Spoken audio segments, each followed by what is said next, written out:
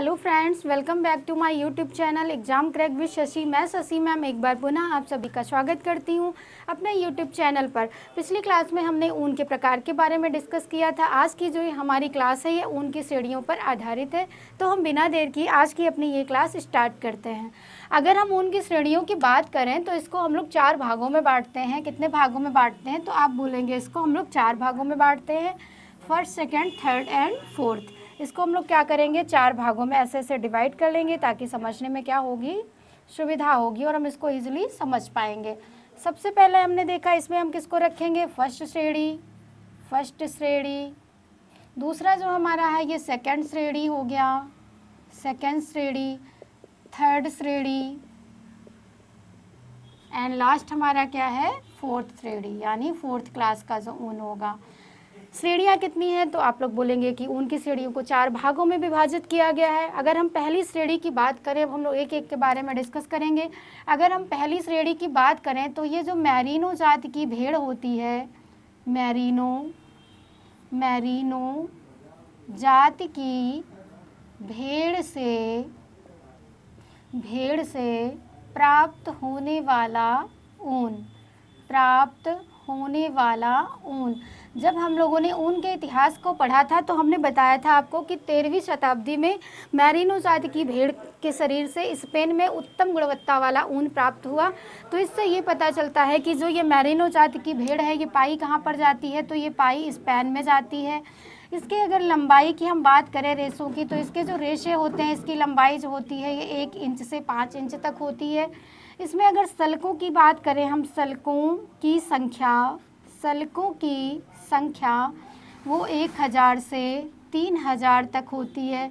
जितनी ज़्यादा सल्कें होती हैं ऊन भी हमारा क्या होता है, उतना ही अच्छा माना जाता है।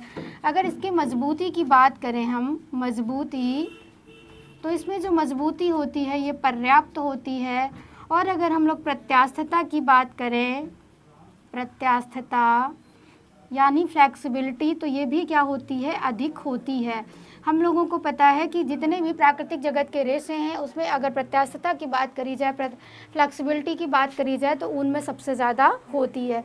अब हम सेकेंड श्रेणी के ऊन के बारे में डिस्कस करेंगे। जो सेकेंड श्रेणी का ऊन है ये विदर ऊन होता है, विदर ऊन।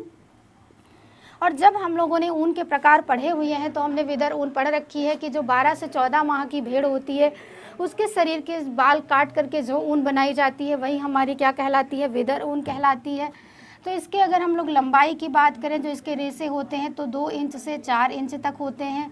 और ये जो भेड़ है ये पाई कहाँ जाती है, तो ये जो भेड़ है हमारी ये आयरलैंड,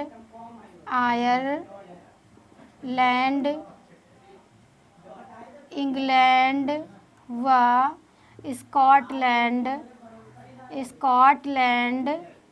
में पाई जाने वाली भेड़। इसमें जो सल्कों की संख्या होती है, सल्कों की संख्या भी हमने बताया कि सल्कें जितनी ज़्यादा होंगी ऊन भी हमारी क्या होगी, उतनी ही अच्छी होगी। तो सल्कों की संख्या इसमें कम होती है। और इसका जो प्रयोग किया जाता है वो कहाँ पर किया जाता है, तो जर्सी व स्वेटर बनाने में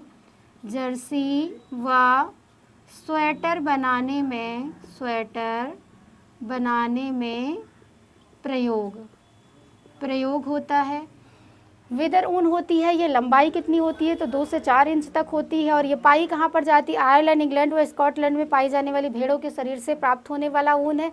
सल्कों की संख्या कैसी होती है, तो कम होती है। इसकी लंबाई कैसी होती है, तो लंबाई भी हमारी थोड़ी सी इसकी अपेक्षा क्या होती है, कम होती है, क्योंकि ये 5 इंच तक जाता है और ये 4 इंच तक जाता है। इसको बनाते हैं हम लोग क्या है, तो जर्सी व स्वेटर बनाने में प्रयोग करते हैं। सल्कों की संख्या थोड़ी सी कम होती है। अब हम लोग अगर थर्ड श्रेणी की बात कर ले तो थर्ड श्रेणी का जो ऊन होता है ये मरी हुई भेड़ के शरीर से प्राप्त होने वाला ऊन। और हम लोगों ने जब ऊन के प्रकार पढ़े हुए हैं अपनी पिछली क्लास में, तो हमने एक ऊन आपको बताई थी मृत ऊन। मृत ऊन क्या थी? जो मरी हुई भेड़ों के शरीर से बाल उतार करके जो ऊन बनाई जा रही थी वही हमारी क्या कहला रही थी? मृत ऊन कहला रही थी। और कौन सी श्रेणी में आ रही है? तो थर्ड श्रेणी में आ रही है ये हमारी। और इसकी अगर लंबाई की हम लोग बात करें तो इसकी जो लंबाई है, इसकी लंबाई इन दोनों से अत्यधिक होती है, 18 इंच तक होती है। रेशे कैसे होते हैं? तो इसके रेशे जो होते हैं मोटे होते हैं व कड़े होते हैं। रेशे क्या होते हैं? मोटे होते हैं व कड़े होते हैं। सल्कों की संख्या कितनी होती है? तो सल्कों की संख्या अत्यधिक कम होती है, अत्यधिक कम होती है। सल्कों की संख्या कैसी होती है? तो सल्कों की संख्या अत्यधिक कम होती है। और इसमें क्या होता है? निम्न कोटि के वस्त्र बनाए जाते हैं। निम्न कोटि के वस्त्र बनाने में प्रयोग होता है। जो थर्ड श्रेणी की ऊन है यह है क्या?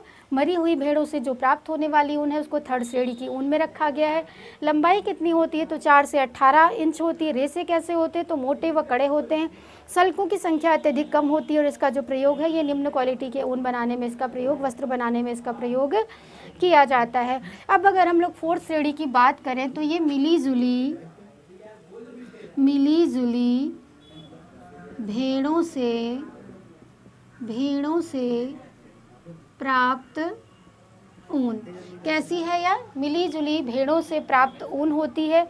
लंबाई कितनी होती है? तो लंबाई इसकी 1 इंच से 6 इंच तक होती है। सल्कों की संख्या क्या होती है? सल्कों का अभाव होता है। इसमें सल्कों का पूर्णतः अभाव पाया जाता है। और अगर इसकी हम मजबूती की बात करें, मजबूती कम होती है। और प्रत्यास्थता की अगर हम बात करें, प्रत्यास्थता तो ये भी क्या होती है? हमारी कम होती है। जो वस्त्र बनेगा वो कैसा बनेगा? निम्न गुणवत्ता वाला बनेगा। इसका ज़्यादा जो प्रयोग है ये दरी, गलीचा आदि बनाने में किया जाता है। आदि बनाने में प्रयोग। ये ऊन की श्रेणियों की हमने बात करी। ऊन की श्रेणियों को हमने कितने कैटेगरी में डिवाइड किया है? तो उनकी 4 श्रेणियाँ होती हैं। फर्स्ट श्रेणी, सेकेंड श्रेणी, थर्ड एंड फोर्थ होती है। फर्स्ट में कौन आता है? तो जो मैरिनो जाति की भेड़ होती है उसके शरीर से जो प्राप्त ऊन होती है वो हमारी क्या कहलाती है? फर्स्ट श्रेणी की ऊन। मैरिनो जाति की भेड़ पाई कहाँ पर जाती है? तो वो स्पेन में पाई जाती है। इसके बालों की लंबाई कितनी होती है? तो 1 से 5 इंच की होती है। सल्कों की संख्या कितनी होती है? तो 1000 से 3000 तक होती है। मजबूती इसमें पर्याप्त होती है। प्रत्यास्थता भी क्या होती है? अधिक होती है, क्योंकि ये ऊन ही हमारी क्या है? फर्स्ट श्रेणी का है, यानी टॉप में आ रहा है। सेकेंड श्रेणी की अगर ऊन की बात करें तो ये विदर ऊन होती है। और विदर ऊन हमें पता है कि जो 12 से 14 माह तक की भेड़ के शरीर से प्राप्त बालों से जो ऊन बनाई जाती है हमारी विदर ऊन कहलाती है। लंबाई कितनी होती है? तो 2 से 4 इंच होती है। ये भेड़ पाई है ऊन ज़्यादा से ज़्यादा ये कहाँ पाई जाती है? तो आयरलैंड, इंग्लैंड और स्कॉटलैंड में पाई जाने वाली भेड़ों से प्राप्त होती है। सल्कों की संख्या कैसी होती है? कम होती है कंपैरिजन टू फर्स्ट श्रेणी की ऊन। जर्सी व स्वेटर बनाने में इसका क्या किया जाता है? प्रयोग किया जाता है। थर्ड श्रेणी में मरी हुई भेड़ के शरीर से प्राप्त ऊन है। लंबाई 4 से 18 है। रेशे मोटे व कड़े होते हैं। सल्कों की अत्यधिक संख्या कम होती है। निम्न कोटि के वस्त्र बनाने में इसका प्रयोग होता है। अगर हम फोर्थ की बात करें तो मिली जुली भेड़ों के शरीर से प्राप्त ऊन है। लंबाई कितनी है? तो 1 से 6 इंच होती है। सल्कों का क्या होता है? पूर्णतः अभाव पाया जाता है। वस्त्र कैसा बनेगा? निम्न गुणवत्ता वाला बनेगा। मजबूती भी कम होगी, प्रत्यास्थता भी क्या होगी? कम होगी। ये थी हमारी आज की क्लास। हम मिलते हैं अपनी नेक्स्ट क्लास में। अगर आपको हमारे द्वारा दी गई जानकारी पसंद आती है तो वीडियोज़ को लाइक कीजिए, ज़्यादा से ज़्यादा शेयर कीजिए तथा हमारे चैनल को सब्सक्राइब कर लीजिए। मिलते हैं दोस्तों नेक्स्ट क्लास में। Thank you.